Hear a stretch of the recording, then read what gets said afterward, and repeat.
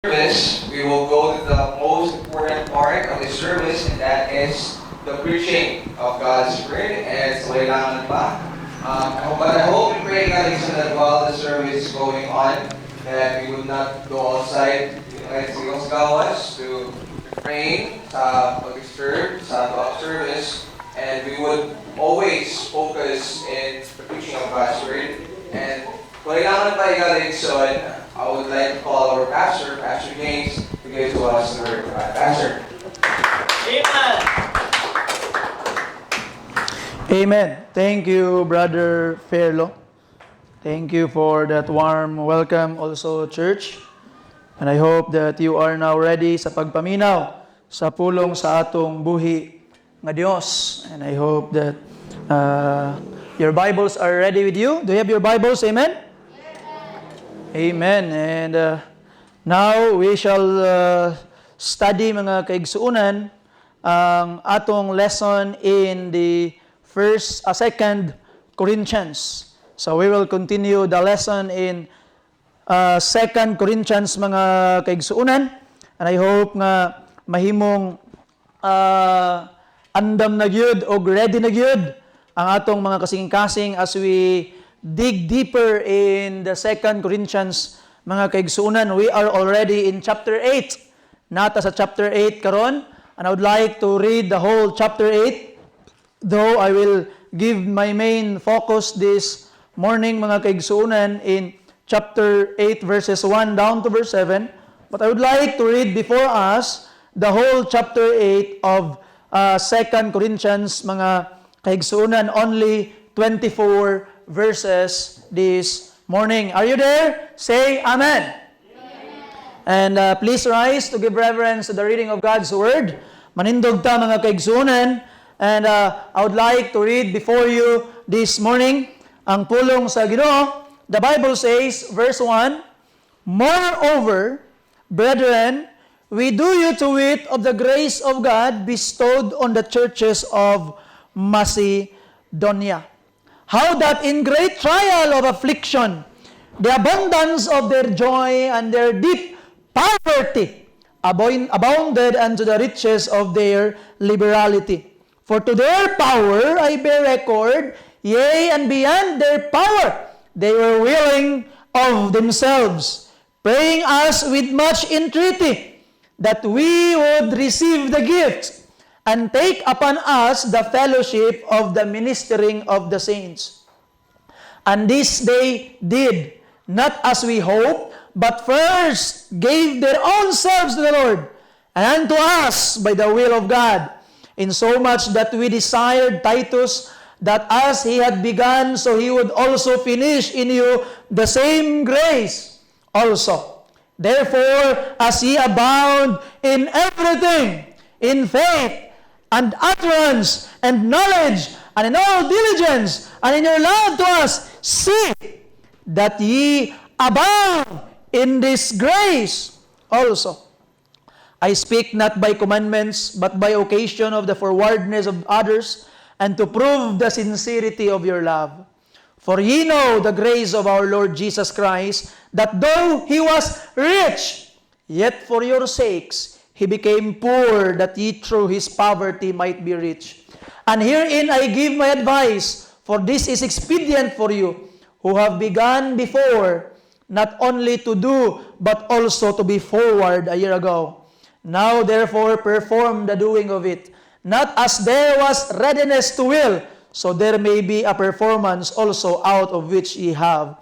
For if there be first a willing mind, it is accepted according to that man hath, and not according to that he hath not. For I mean not that other men be eased and ye burdened, but by an equality, that now at this time your abundance may be supply for their want, that their abundance also may be a supply for your want, that there may be equality. As it is written, He that hath gathered much hath nothing over, and he that hath gathered little hath no lack. But thanks be to God, which put the same earnest care into the hearts of Titus for you. For indeed, he accepted the exhortation, but being more forward of his own accord, he went unto you. And we have sent with him the brother whose praise is in the gospel throughout all churches. And not that only, but who was also chosen of the churches to travel with us with his grace, which is administered by us to the glory of the Lord and declaration of your ready mind. Avoiding this, that no man should blame us in the abundance which is administered by us. Verse 21, providing for honest thing not only in the sight of the Lord, but also in the sight of men. And we have sent with them our brother, which we have often times proved diligent in many things, but now much more diligent upon the great confidence which I have in you.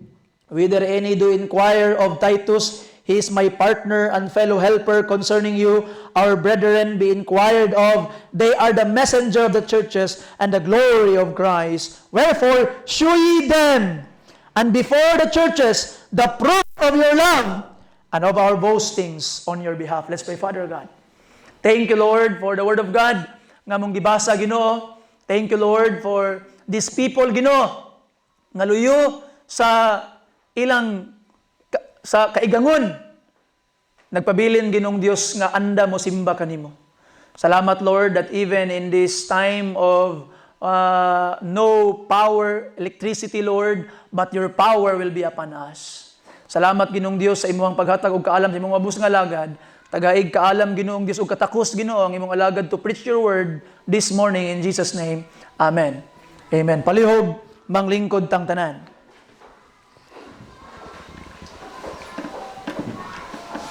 I would like to entitle the message this morning, mga kaigsunan, as a question that I hope it will be answered by us this morning.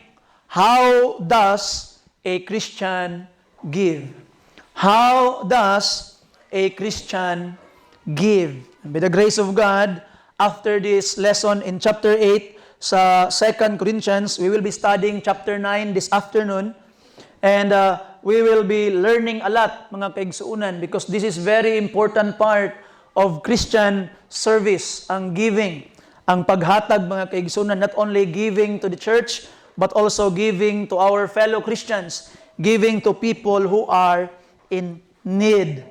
Now, in the previous chapter, sa chapter 7, sa 2 Corinthians, mga kaigsuunan, atong nakitaan ang reconciliation ni Apostle Paul toward the Corinthian people. Ato nakitaan, mga kaigsuonan, that Titus brought good news kang Apostle Paul nga okay na. Effective ang severe letter ni Apostle Paul to them, and na giconfirm na sa mga taga-Corinthians ang ilang gugma kang Apostle Paul. And this chapter must be an encouragement to us, mga kaigsuonan. Kaya nga naman, usahay, mga question ta, nga, hala, mga Kristohano naman ang tatano, pero nga nung na may conflict, nga atong ma-experience, mga Kristiyano ang tatano, pero nga nung, usahay, naman tayo makalaban ng mga Kristohanon, usahay, naman ay panagbingkil, naman ay mga panaglalis, even though we are already followers of the same Lord, the Lord Jesus Christ. Nga naman eh. And this chapter, mga kaigsunan, is an encouragement to us. Nga naman, even in the early church, the Apostle Paul had conflict with the Corinthian church. But mga pinangga, not only an encouragement for us, but a reminder, nga naman, the conflict between Paul and Corinth did not remain forever. It was solved. There was reconciliation. Mauna mga pinangga nga mga kaigsuonan that we need to come to God and be reconciled to Him first. And when we are reconciled to God, gipasaylo gayta niya nga dakong makasala, how much more we cannot forgive the brothers and sisters nga naay sala atubangan kanato. And it is a very good example of reconciliation, mga kaigsuonan, ang ato natunaan last Sunday. It's very important. If you wanted to learn about Christian service, nga dawaton sa Ginoo ang imuhang ang imuhang pag-alagad ug dili niya dawaton unsang mga hinungdan nga di niya dawaton. I encourage you to listen sa sermon last Thursday. Sa message last Thursday in our Bible study, it was posted in Facebook sa tuwang page mga kaigsunan. Because I would like to mention one of the reason in notes sa review sa chapter 7, one of the reason ngano ang Ginoo dili mo dawat og pagsimba o paghalad o pag-alagad. And we are talking about giving, offering, and giving today. One of the reason God will not accept your offering, your service, your worship is this, in chapter 7. And it is made clear by the Lord Jesus Christ. Abrihin yung mga Bible. In the book of Matthew, chapter 5, mga kaigsuunan. Abrihin yung mga Bible, please. Matthew, chapter 5, in your Bibles. If you're there, say aloud, Amen. Verse 23, 5:23. Therefore, if thou bring thy gift to the altar, meaning your offering, your gift, what you give to God, and there rememberest that thy brother hath ought against thee. But you remember that a brother or a sister na conflict with you. The Bible says, leave there thy gift before the altar. Biyai sa imong regalo sa altar. Ayaw sa ihalad, ibutang sa atubangan sa altar. The Bible says, and go thy way, first be reconciled to thy brother, and then come and offer thy gift. Sa ato pa mga pinangga nga mga kaigsunan, yes, it will be a blessing to bring gift, offering, and worship to God. But mga kaigsunan, our worship will not be powerful if we are not reconciled to a brother or sister that hath ought against us. Sa ato pa, God wants a vessel that is clean, a vessel that is ready to give and sacrifice and worship Him, a vessel that is ready to reconcile to his brothers and sisters nga na ay ought against him.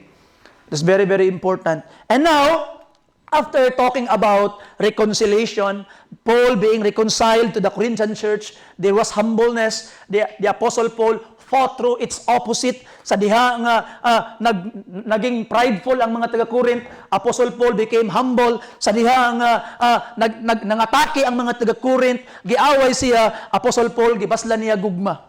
And that is what happened in chapter 7, mga kaigsunan. And now in chapter 8, the Apostle Paul talks about the example of Macedonia. Macedonia, mga kaigsunan, is the churches of Philippi, Berea, Thessalonica. Kana nga tulo ka simbahan, that are the churches in Macedonia. Philippians, Berean, and ang Thessalonica. These three are the Macedonian churches. And the Apostle Paul talks about the Macedonian churches to Achaia, because Corinth is a church in Achaia, the region of Achaia, mga kaigsunan, region man eh.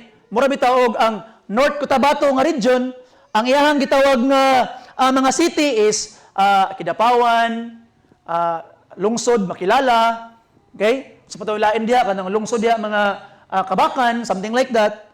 So murag inana gihapon. So Macedonia, murag region, ang iyang mga syudad is Thessalonica, Berea, and Philippians. And sa Achaia pod nga lungsod, one of the churches there is ang Corinth. Now, ato makitaan mga kaigsuunan that the Apostle Paul, after talking about reconciliation, he now wants to talk about giving. Talk about the grace of giving through the example of Macedonian didto sa gitawag nga Achaia or sa Corinth. You know, one thing I saw diri sa Bible, usahay, pangit kayo ang mga pastors, nganuman, kay kung makaadto silang simbahan, ilang ginabuhat, ilang ginalibak ang ilang simbahan.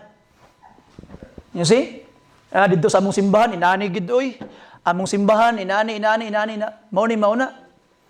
You know, if there is a need diri sa simbahan, diri sa Kidapawan, ug naay need, pananglitan ay kulang sa atoa, natay kinahanglan paliton nga gitawag nga atong angay paliton. we are not telling it to other people or other churches. We are telling it to God.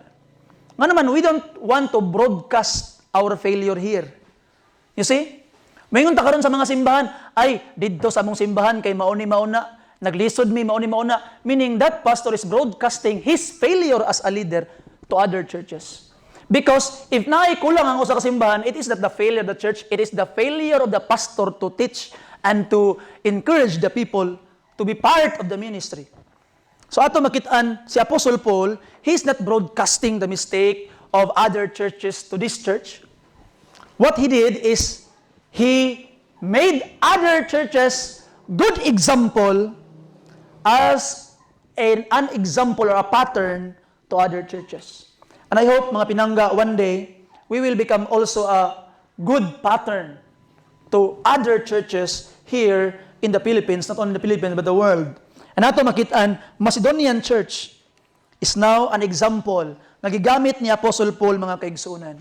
Sometimes, one of the mistakes of preachers is using Old Testament giving as an example for the New Testament church. The Apostle Paul, when he taught the Corinthians for giving, he did not use the Old Testament tithing. He did not use the Old Testament first fruits. He used the church in Macedonia. If the Apostle Paul do it, kumon na yang gibuhat, why can't we? So we will use the Macedonian church this morning as our example when it comes sa ato ang giving mga kaigsuunan. Because whether we like it or not, we could say that the Old Testament giving is giving out of compulsion. It was their way of taxation. Muhatag yun sila. Kaya og di sila muhatag, they will be cursed. You see? Cursed is everyone that continueth not the law. So matunglo sila og di sila muhatag mga kaigsuunan. You see? We follow some principles of Old Testament giving, but we follow mga kaigsuunan the New Testament one. And the New Testament one, mga kaigsuunan, the giving is not compulsion, but giving is grace. An opportunity.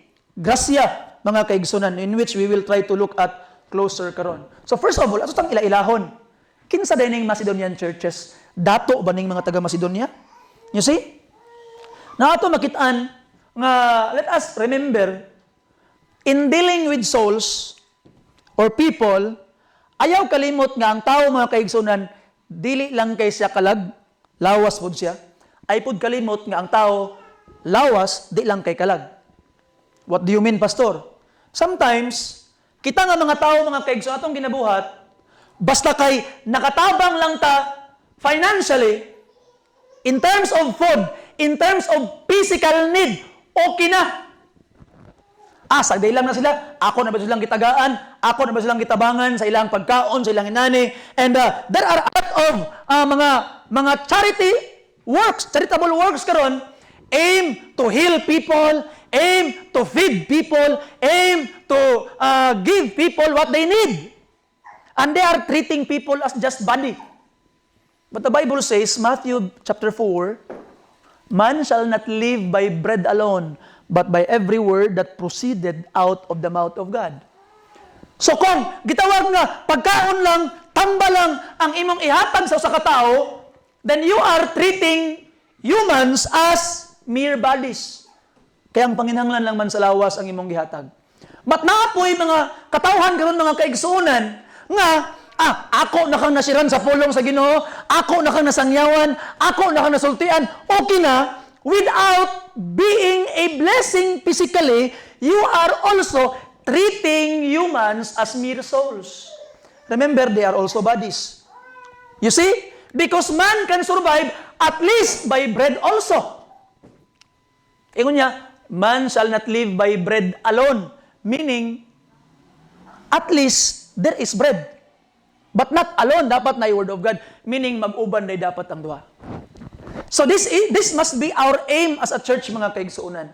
Ang atong aim, isip o sa kasimbahan, sama sa simbahan sa Macedonia, mga kaigsuunan, nga dili lang mo provide sa panginahanglan sa mga katawhan, pinaagi sa pulong sa Ginoo, But by the grace of God, let us pray one day that our church could lead a medical mission, could lead a feeding program, nga naman, because men are not souls alone. They are also bodies. You see? And by the grace of God, ito nang hinahinayon, paningkamot, pray ta mga kaigsunan. Nga atong yampo nga basindag na ay mga atong mga young people karon that one day they will become connected in medical fields. You see? Nindot kaayo nga mag-uban gyud ng duha. And just like what happened sa Macedonian church, they did not only pray for the Jerusalem church, churches in Judea, but they also provided for their need. Balance mga kaigsunan. Dapat naagyoy gitawag nga balance. Ingon pagani ni Charles Spurgeon, kung tagaan kuno nimo gospel tracts, ang usa ka gutom nga tawo, ang gospel tracts pusta og tinapay. You see? Cover it with bread.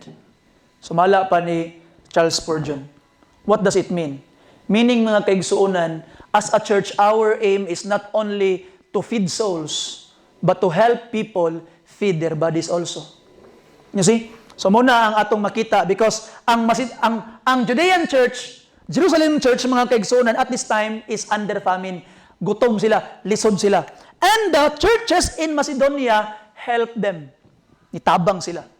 You see? Inana ta dapat mga kaigsunan. And we praise and thank the Lord that we are hinahinay doing it. You see? Hinahinay. Sa atong abilidad, sa atong makaya, isip o sa kasimbahan mga kaigsunan, ato nang ginahinay-hinay ma-fulfill. And you know our program na simbahan. You know that there are churches nga medyo nagkagidlay that we are trying to help sa ginagmay. You know that there are churches nga gitawag ganay panginahanglanon that we are trying to help through our faith promises. You see, sa ato pa mga kaigsunan, di na ta maghulat nga mudako patong simbahan, mudato patong simbahan, ay ta magsugod niya na. Let us start now. And in the individual sense mga kaigsunan, ay naghulata nga mudato nako, ay nagmudato nako, ay ako mahimong involved sa simbahan. Ay na mudato nako, ay ako mahimong involved sa pagtabang sa mga kabos. Higala igsoon, now kung unsa ang gisalib sa Ginoo sa imo according to your ability, then be involved already. Be involved already. Amen. Now, let us, number one, talk about the Macedonian church. First, ang Philippians. Usa na yung mga taga-Philippians, mga kaigsunan? Dato ni sila, pobre. Ang mga taga-Philippians, mga kaigsunan, nagsugod ning maong simbahan didto kang Lydia. Okay? Tumamaligay purple nga cloth. Nga naa siya'y mga babae nga ginalid, maybe in a Bible study dito sa Abay sa Sapa.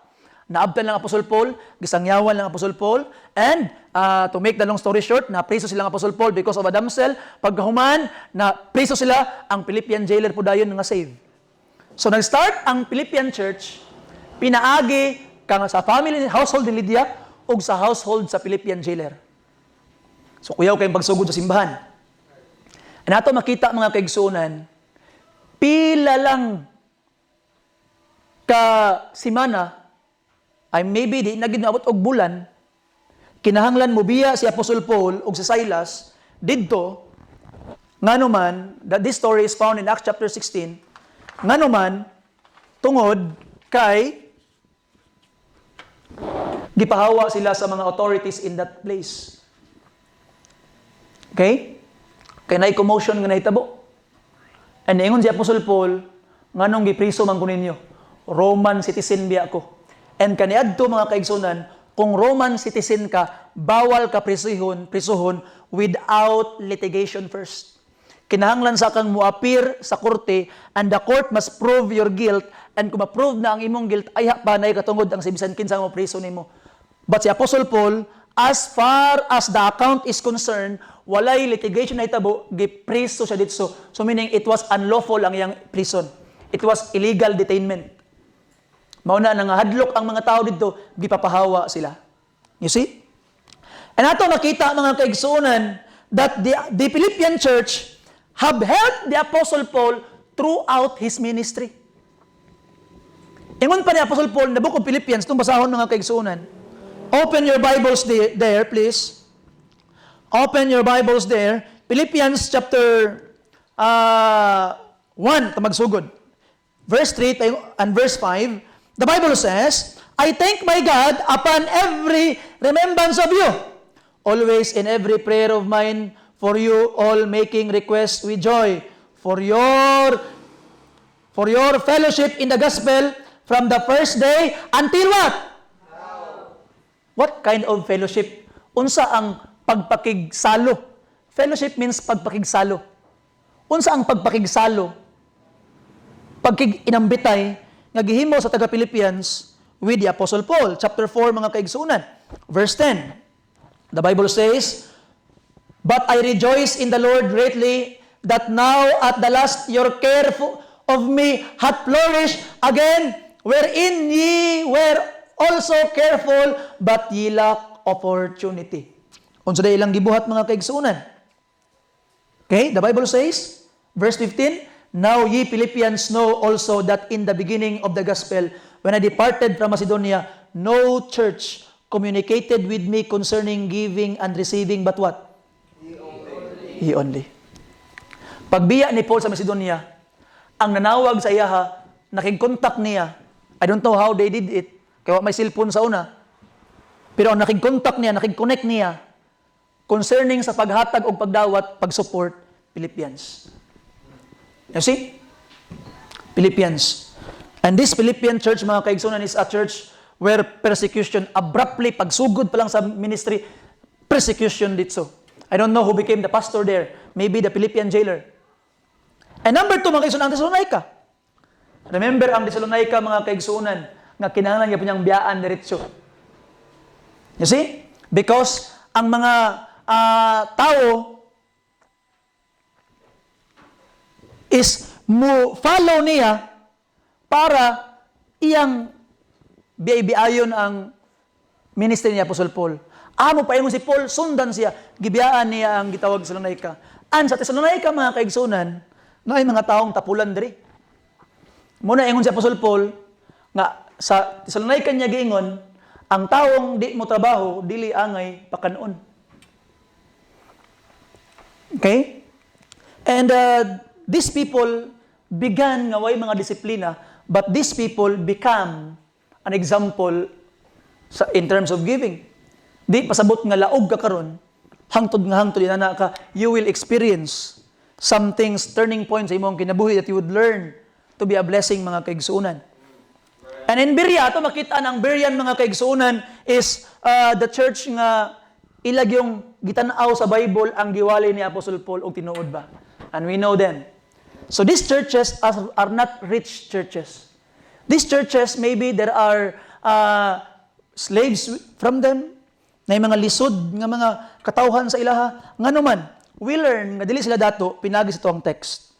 Chapter 8, verse 2, how that in great trial of what? Affliction. Chapter 8, verse 2, if you're there, say amen.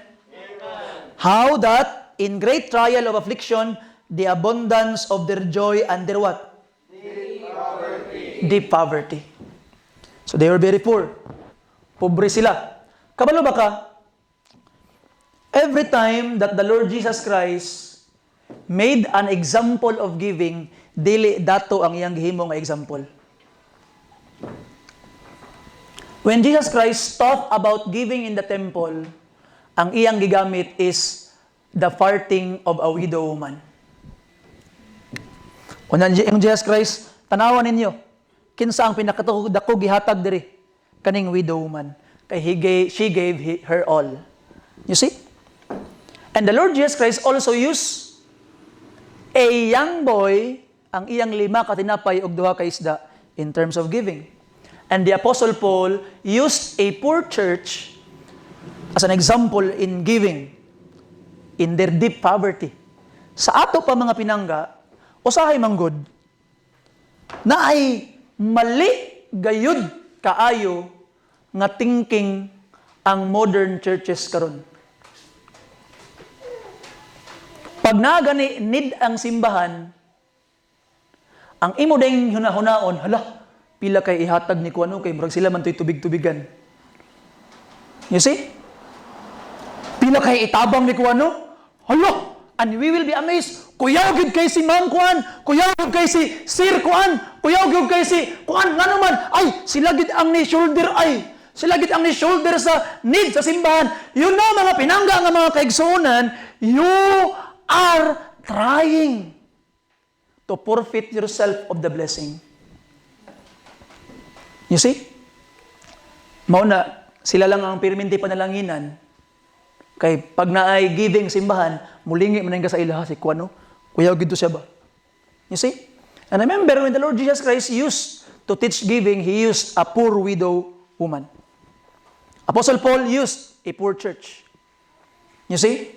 So meaning mga pinangga nga mga kaigsunan, when there is a need sa simbahan, do not think pila ka ang mahatag ni Kuan.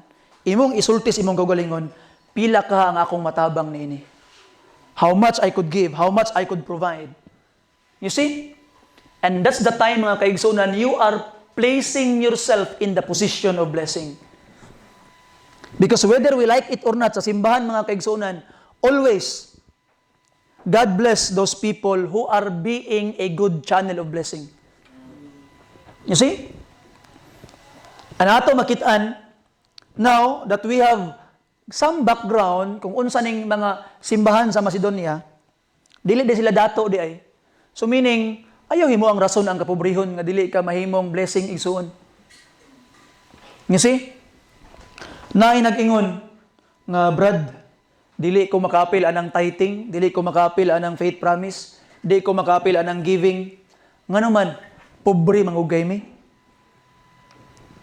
Itawag nga amo pa ganing pangitaon kung unsa ang amo ang himuong pamahaw kada adlaw tungod sa among kapobre. Igsoon, the more you are struggling in life, the more you must be involved. Kabalo ka nga no? Because when you are being involved in the grace of giving, you are putting yourself in the position of blessing. You see? Sometimes, ato nang himuon og rason. Ayaw gid na himuwa og rason igsuon. Okay? Ay gid na himuwa og rason. And by the grace of God, ato makitaan, the problem is not actually the poverty. The problem is heart. Kasing-kasing gid ang tinuod nga problema. Nganuman, maglisod ka og buhi sa usa ka butang nga abi nimo ikaw ang naghagoy. Remember this. Nothing will come up in our life without God's blessing sa tong kinabuhi. And when we give, it means we recognize that God gave us first. Una siyang nihatag sa ato ay igsoon. Now karon, point number 2, and this point number 2 is the last point with several subpoints. Unsa man ang example di ay sa Macedonian Church? Taliwala sa ilang kapobrehon, taliwala sa ilang kalisod, taliwala sa ilang kapait, unsa day ang ilang attitude when in terms to giving. Mga kaigso, number 2, their attitude is they seek to excel. They seek to excel. You see? Tanaw nimo mga kaigsuunan, they seek to abound.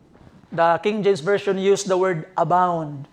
In verse 7, the Bible says, therefore, as ye abound in everything, meaning you excel in everything.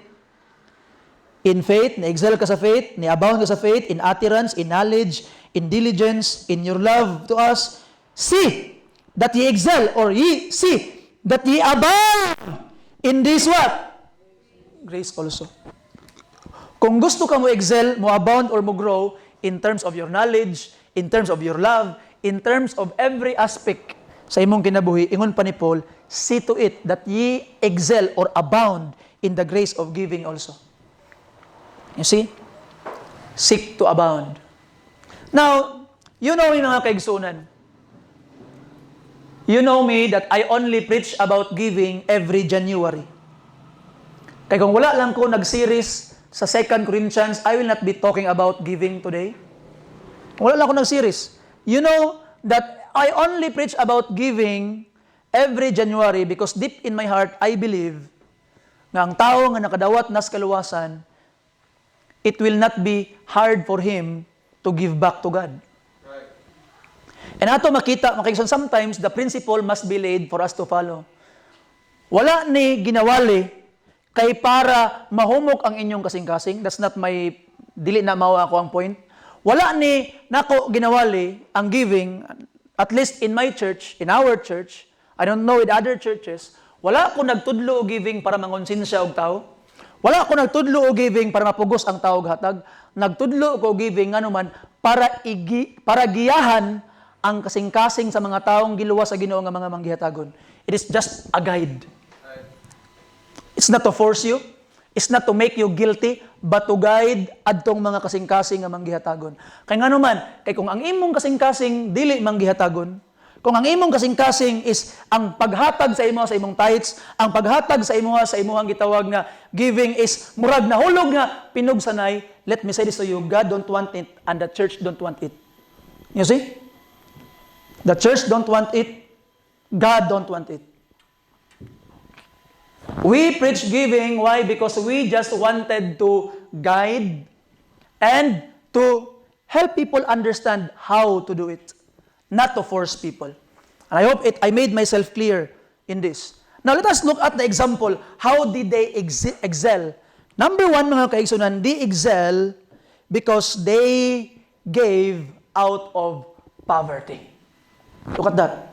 Nihatag sila out of poverty. Pastor, pobre kay ko, pastor. Munang di ko kahatag. And look at the church of Macedonia. Verse 2, how that in great trial of affliction, the abundance of their joy and their deep poverty abounded unto the riches of their liberality. Sa ato pa mga pinangga nga kaigsoon, they seek to excel. Unsa nang meaning sa seek to excel, mga kaigsoonan? Meaning nga kanang gusto ka mo excel, not usay unsa ang pinakagamay nga pwede na kong mahatag? Unsa ang pinaka-minimum nga kaya nako ma-provide? But when you seek to excel, you say, how much I can give, how much of my ability I could help. That's the seeking to excel. You see? And sometimes, Christians, we don't want to excel. We are looking for the bare minimum. But the biblical principle is we want to seek to excel. And ato makita mga pinangga, mga igsoon, when you seek to excel, you seek to go beyond what you are able to. You see? Now, ingon pang Bible, in their great affliction, naglisod sila, nagpahit sila, and deep poverty, out of their deep poverty, nihatag sila.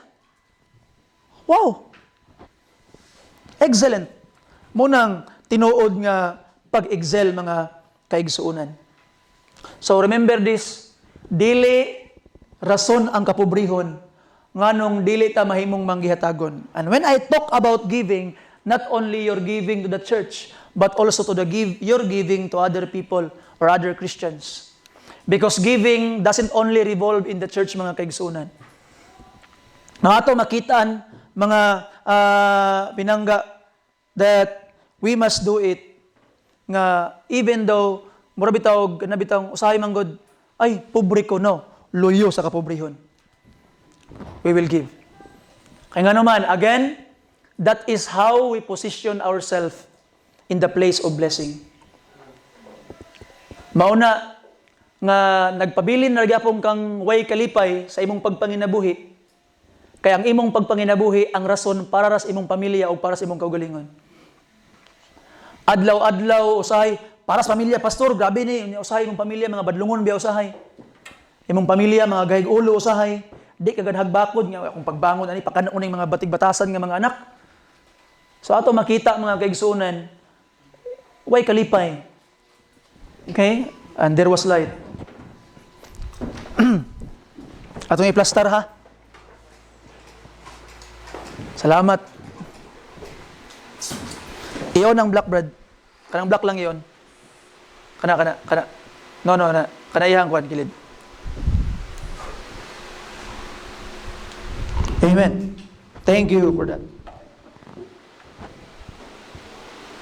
How wrong. Amen. Okay? Thank you.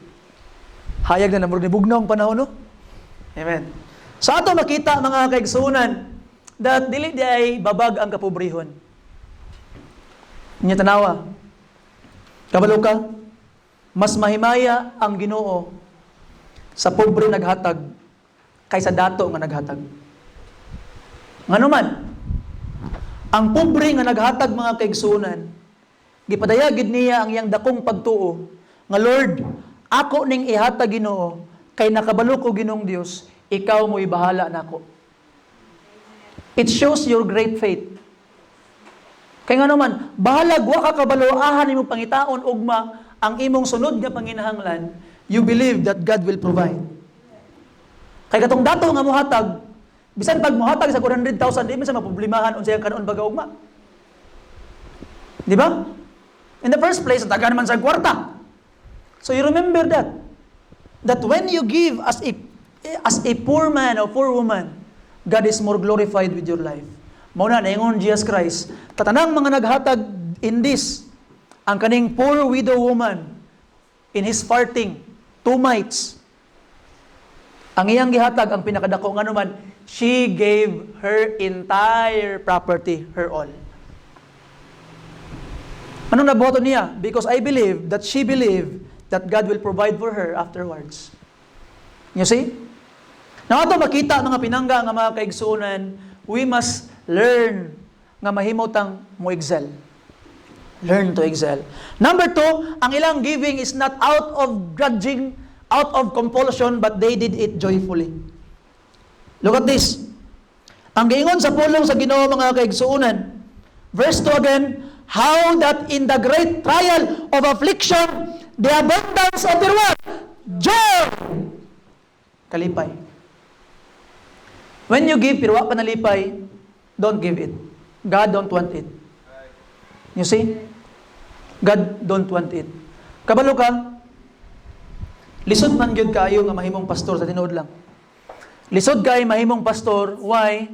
Because kinahanglan na mo pasiguon sa panginahanglan nun sa simbahan ang gitawag nga mga butang nga gihatag sa mga katawhan through their giving. Among ginabudget ang among panggasolina, pangbayad sa kuryente, pangbayad sa inani, ginabudget na mo na tanan. And I have my list, nakalist gito tanan. And there are times nga mabot og negative ang among list. And sometimes we need to do some extra job para lang matapantaplan gamay itong mga negatives. It's very hard. Pero mga kaigsunan, malipayon may nagbuhat niini because we are doing it for the Lord. And now, ikaduha, ato makitaan, mas piliun ako nga bahalag maputlan tag kuryente. Mas piliun ako nga bahalag di mudagan ang sakinan kaysa gamito nako sa buluhaton ang kwarta nga gihatag sa taong wa nalipay. You see? I am not like other pastor nga iyabo ang inyong mga kaldero, pugson mo, pakonsensahon mo. No. I don't want people to give because they are guilty. Ibutang na sa inyong mga una-una. Di ko muwali hangtod sa katapusan diri simbahan nga magpagilty sa mga tao para muhatag lang sila. No. I will want you to give because of obedience and you are joyful in doing it. By the grace of God. Kaya mas maayo pa og maputlan tag kuryente, mas maayo pa di mudagan itong sakinan kaysa mogamit ta og usa ka money nga gikan sa tao nga wa gyud kalipay sa iyang gibuhat. And I believe mga pinangga nga mga kaigsunan, people who are truly receive the grace of salvation, dili na bugat sa imong kasing-kasing. You will seek to do it. You will seek to have that opportunity mga kaigsunan.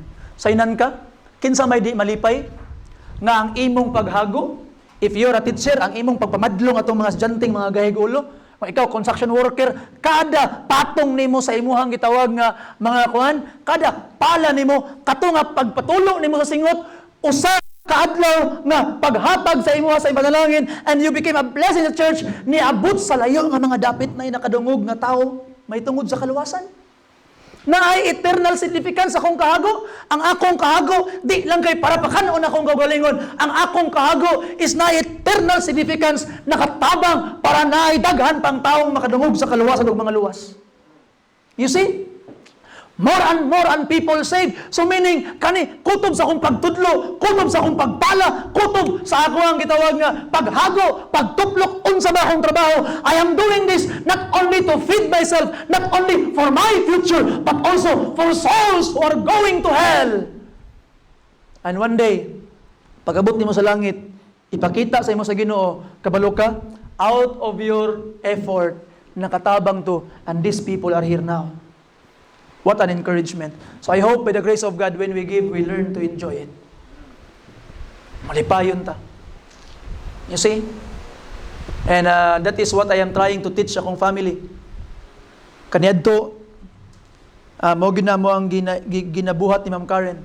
Even though when we begin, kabalo ka sa una, every day sa among pagpanginabuhi as Christians, bago pa may mga Kristohanon, tagpila lang gid na amo ang ganansya kada adlaw sa among negosyo. But I am telling kang Ma'am Karen, Ma'am Car, kani mo ni akong kwarta karon, mo ni ang ginansya karon, ato na ning ilaindaan. Ato na ning ilaindaan. Ano man, this is for God, for the work. And by the grace of God, tingala gyud ka, di gyud ka pasagdan sa Ginoo when you're faithful. But do it joyfully. There is blessedness in giving, mga kaigsunan. Verse 35 of chapter 20 sa Acts, it is more blessed to give than to receive. You see? And letter C, number 3, we must learn to give in proportion of our ability.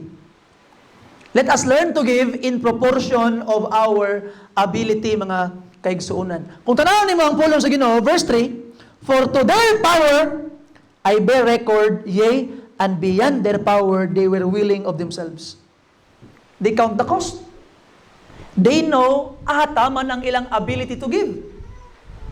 But, ato makitaan, beyond their ability, they give, kuya, ano? Ang ilang makaya, inaani. Pero, ilang gipalabwan ang ilang makaya. Wow. Great faith from this church, mga kaigsuunan. And ato makitaan, panahon ni mga Bible, there is a good principle here na atong dapat ibutang sa itong mga una-una. Look at this. The Bible says, ingon pang, if you're there, please say amen, chapter 8, going back in our text. Let us read verse 10. And herein I give my advice, for this is expedient for you, who have begun before, not only to do, but also to be forward a year ago. Now, therefore, perform the doing of it, that as there was as readiness to will, so there may be performance also out of that which ye have. What does it mean? Meaning, mga kaigsuunan, yes, we give out of our ability, but we must learn to perform it continually. Sometimes, kita mga ningas kugod. After the preaching of God's Word, grabe kay kainit na itong mga kasing-kasing. That's why I am always telling you, do not make decision when your emotion is in the peak. Grabe kay ka, bless kay ka sa pulong sa Ginoo. Ako mo, hatag ko, mauna. And afterwards, ni-subside na imong pamati. Nakarealize ka, di mo na ako kaya di ay. So always pray and make decision wisely. Kaya ang gayon ni Apostle Paul, nagsugod na mo kaniadto. You have already started giving, but please, continue it. Ayaw nang sasugod ra. And look at this, mga kaigsunan. Verse 11. Now therefore, verse 12. For if there be first a willing mind, it is accepted according to that man hath, and not according to that he hath what? Not. Ayaw paghatag sa butang awa diha. Muna, diri sa simbahan, mga kaigsunan, bawal muhatag nga nangutang ka para na ay ihatag. I don't want that to happen. Kaya ngayon sa Biblia, mga kaigsunan, upon the first day of the week, let everyone of you lay by him in store as God hath prospered him. So meaning, ipauna ni mo gahatag ang Ginoo sa imo, ay ha ka muhatag as God hath prospered him. Narabay mga pastor karon nga magwali nga mangutang ang mga membro para lang mahuman ang building. Para lang mahuman ang sakinan. Para lang mahuman ang project. Pangutang mo para naihatag simbahan. No. We must wait God to give us first. Because as God hath prospered him. Ano sabi ang meaning sa tithes? The tenth of your increase. You see? So there must be an increase first from the Lord before you give. Kaya kung nangutang ka, decrease mo na. Negative mo na. Amra mo ibutang ang utang sa plus o sa minus. Negative. You see? So ato makita mga kaigsunan nga we must really give in proportion to our ability and it must be voluntary. Voluntary mga kaigsunan. You see, that is the giving of the Thessalonians. Number 4. Kaniyang pinakagrabe. Number 4. Verse 4. Praying us with much entreaty that we would what? And take upon us the fellowship of the ministering of the saints. Look at this. They beg to give.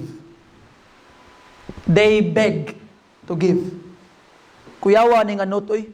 They beg to give. Sayunan ka? Kung naay makadungog og word nga beg. Unsa man ang imong una sa una, beg. Meaning, nagbeg ka kay mangayo ka. Tama? Pero lahi ang begging sa mga taga-Corinthians. Ang ilang begging is dawaton ang ilang gihatag. The Apostle Paul is a very understanding pastor. Very understanding apostle. Nganuman, nakita niya ang sitwasyon sa mga taga-Korinto. Nakita niya ang ilang deep poverty. Siya na mismo ang mingon, ayaw lang, unasan ninyo yung mga kagalingon. You see? That is what I told the people in times of COVID. I preached before the church sa panahon sa COVID, lisod ang mga tao, akong gingnan ang mga tao dire.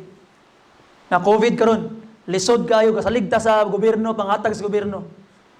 Kung naglisod mo sa inyo ang gitawag nga panginabuhi, nangita mo og pagkaon para pangkaon sa iyong panimalay, wa mo'y trabaho kay COVID. Nakauna-una mo sa inyong pastor, silang pastor, unsa kay lang ikaon karon, I will tell you, una sag pakaon ng inyong pamilya. That is what I told you in a time of COVID, mga kaigsunan. And by the grace of God, God provided. Natingala man noon ko, imbis kay COVID, mas nidako naman noong tithes and offering. Nabali naman noon. You see, it was a great blessing. Kaya imbis niingon ko nga unahong pamilya, nidako naman noong samot ang kuan. And you know, kanabito ang dingding diya sa likod, kanabito ang kanang ya. It was the result of the tithes and offering sa COVID time. Kanang atong gipandaya ng atong atang nes tubangan. Kanang naay Bible Baptist Church. Atong pagpapintura na o kana atong pagpapandaya na.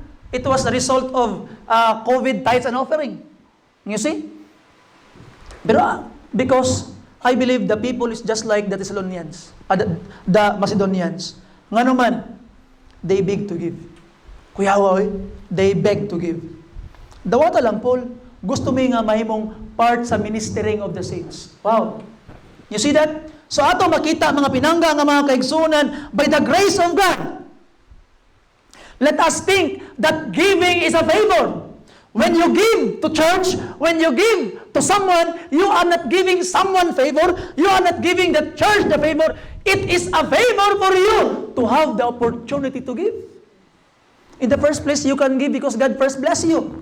And ato makita mga pinangga nga mga kaigsunan. Blessed good kayo nga mas gwapo gid tong ikaw mo'y muhatag kaysa ikaw mo'y mudawan. You see? And when you give mga kaigsunan, dapat remember, Christian giving is not accounted giving in the personal level. It's not accounted giving. So, unsay pasabot nimo sa accounted giving, pastor? Pag mohatag ani ang Kristohanon sa nakitabangan. Pag mohatag ani ka, pag igo gid nimo pagbuhi sa imong hatag, gilimtan na nimo imong gihatag. You see? Ngano man? Nga po yung mga tao nga, no, ko, gitagaan di ka sa una, ako kang gitabangan sa una. What kind of giving is that? You see? The moment nga imong gibuhian, nitabang ka sa katao, pagbuhi nimo sa imong tabang, gikalimtan na nimo. Di na nimo paninglon pa pagabot sa panahon. Di na nimo ingnon nga, uy, gitabangan na biya ka sa una, tabangi pug ko. No. You see? Akong giingon sa akong wife nga diri sa tong simbahan natay mga young people ato ang mga batanon and ginagmay nga butang we are being a blessing sa ila pero dili moabot sa atong kinabuhi nga one day as a pastor as a church leader nga moingon ta sa ila, huy, tabangi mi kay giampuan biya kanamo sa una. Never that moabot. I have told my wife, di na pwede mo abot sa tuwa. Di na pwede mo gawas tong baba. Kaya nga naman, sa diha nga atos lang gitabangan sa una, sa diha nga atos lang giampuan sa una, ato tong kalipay. Dito siya investment. You see? So ato makitaan mga kaigsunan, when you give to someone, it is not investment to that person. Maybe investment to God, but not to that person. So di na tamang ihap. When you give something to someone, pagbuhi lang nimo sa imong tabang mga kaigsunan, you forget it already.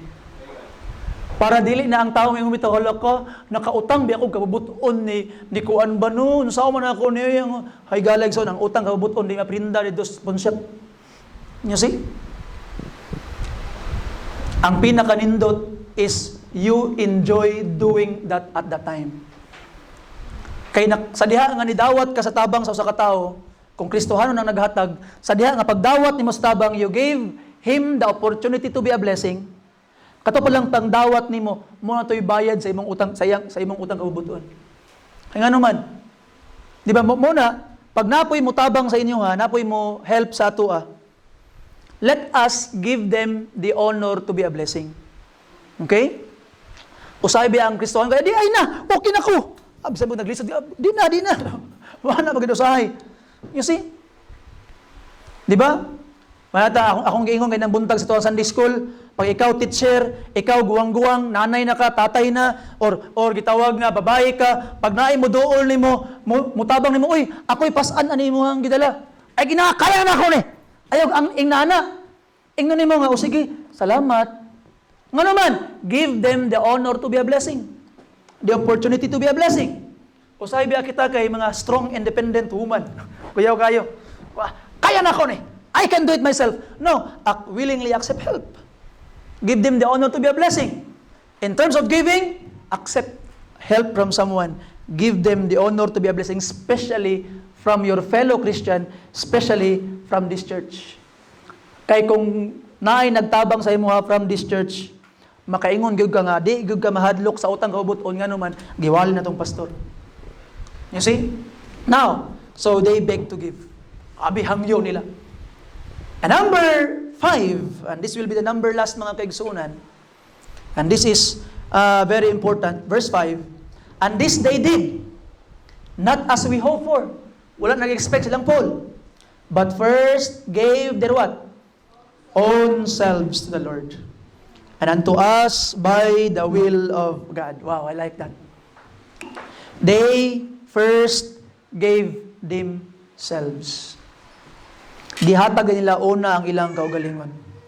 Mga kaigsunan, the greatest offering you can give to God is your body as a living sacrifice, holy, acceptable unto God. Hebrews chapter 12 verse 1. Naghatag ka og unsang butang sa imuhang sa Ginoo, but you did not first give yourself, those giving will be meaningless. Kaya nga naman, God wants you first. God wants you, not yours. Atong makita mga pinangga nga mga kaigsunan, God wants to receive you first, not what you have. Kay dili madato ang Ginoo pinagi sa imong gihatag. Di mo siya mapubrig, di ka mo hatag. Ang gusto sa Ginoo, ikaw. And the Macedonians, mga kaigsunan, it was easy for them to give. Why? They already gave the most important, themselves. You see? So mga kaigsunan, as I close ang gitawag nga mensahe sa pulong sa Ginoo karon,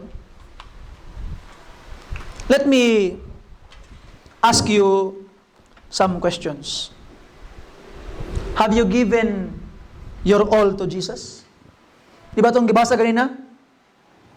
Beyond their power, they were willing to give extra mile for God.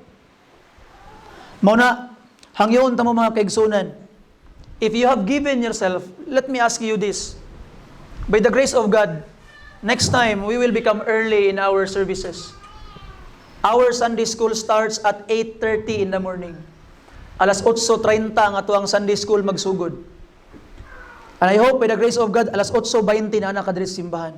Ngano man, you already gave yourself. Your time is not your own. Your time is God's. You see? Gracias Ginoo.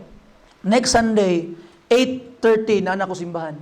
I will join Sunday school. Kaya naman, giving mga kaigsunan is not only talking about money. Giving is also giving your time, giving your effort, giving your everything. And remember this, when you give yourself to God, you are not serving the Lord under the shadow of someone.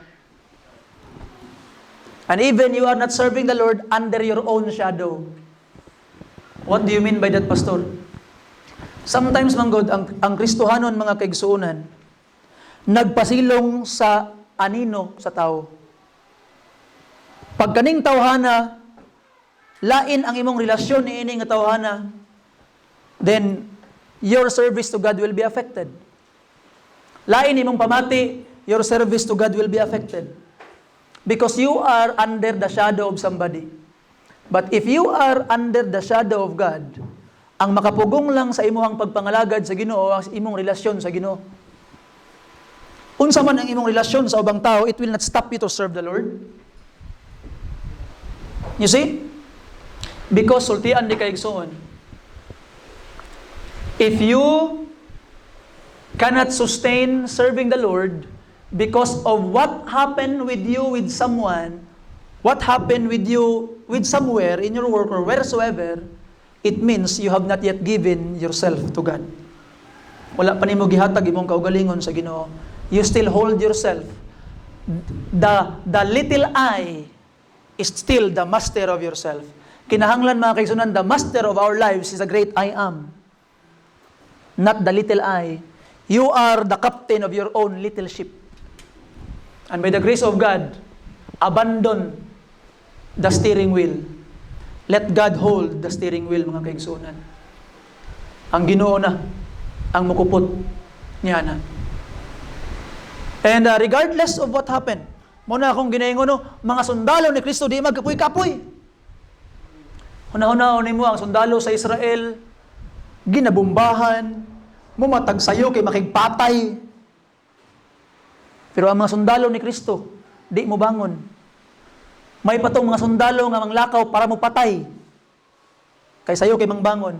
Pero ang mga sundalo ni Kristo nga manglakaw para mo hatag o kinabuhi, di good mo bangon. And we are soldiers of God, mga sundalo bita ni Kristo. Kaming mga sundalo ni Kristo. Ato makita mga kaigsunan, kung sundalo ka ni Kristo, unsa man ang ginabuhat sa sundalo. You see? And why we can wake up early in the earthly affairs of our lives. Pag natay mga earthly affair, wake up early. Kami ni Ma'am Karen, mangmatami, tag alas 4 kadlawon. Kaya gitawag, mamalansa, magluto para sa mga bata. Ang mga estudyante, mamata po alas 4 kadlawon. Usahay, ang mga estudyante, alas 3 kadlawon, mangmata, ano man. Kay wa nakahimo anang gabi og assignment, naghimo alas 3 ni mata. Pero nga nung pagkaabot og Domingo, ting simba, di manggid mo mata. You see? So, dili day ang problema ang kakapoy. Ang problema di ay kasing-kasing. You see? There is heart problem. It means you have not yet given your life to Jesus. Dili pa ka pareha sa taga Macedonia. Nga gihatag na nila ilang kaugalingon sa Ginoo. I hope this afternoon mga kaigsunan, imo nang ihatag imong kaugalingon ngadto sa Ginoo. Give yourself to Jesus. Whatsoever for Jesus, you will do it. By the grace of God. You see? Kay ang tanan, sa'yo na lang. Unsa man ang example, last verse, and I will close. Example sa Ginoo. Why don't we open our Bibles, please, in Romans chapter 8, verse 32.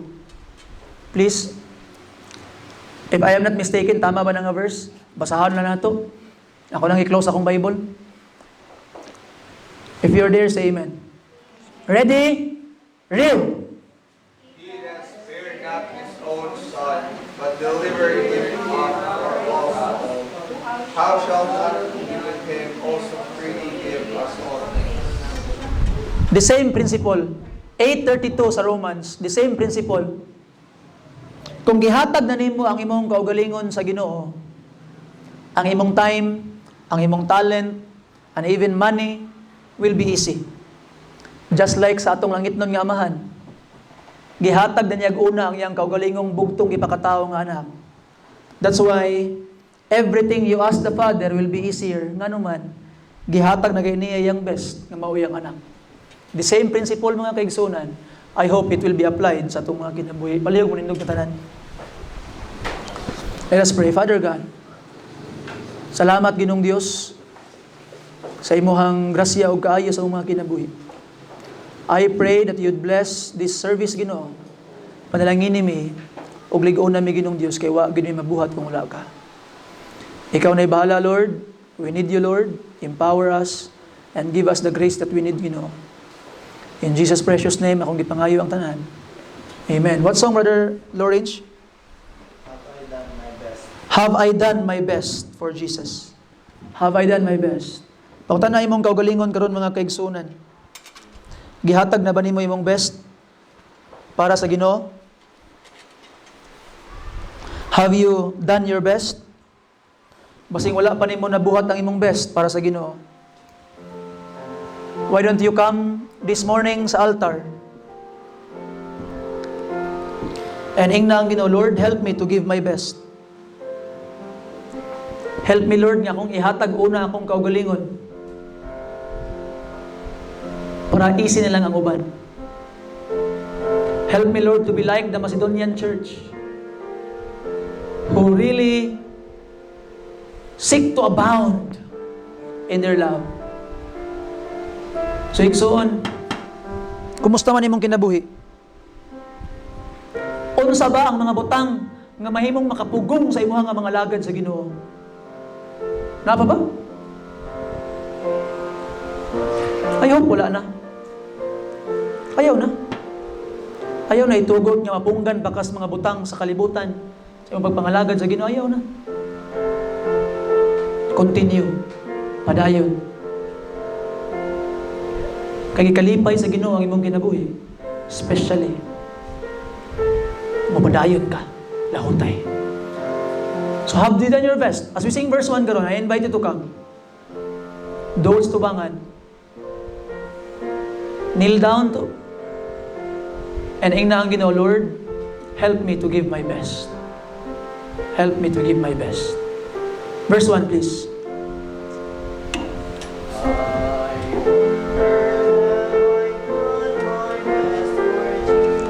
The altar is open for you. I invite you to come.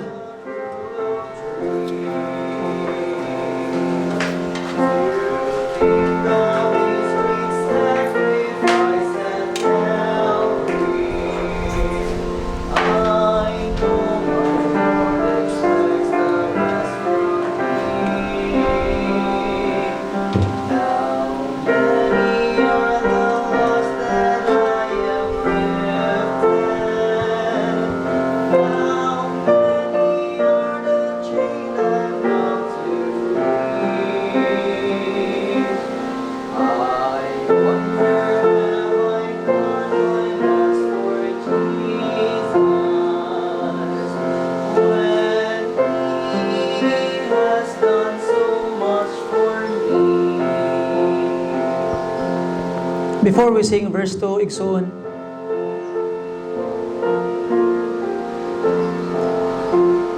surrender to Jesus now. Ay napagahiya imong kasing-kasing. Be willing to obey and follow iyang kabubuton sa imong kinabuhi. He will help you and He will bless you. Basta kay muduol kag surrender lang kaniya. And ayang grasya may mutabang sa imo ha to give your best. verse 2, please. Refer to.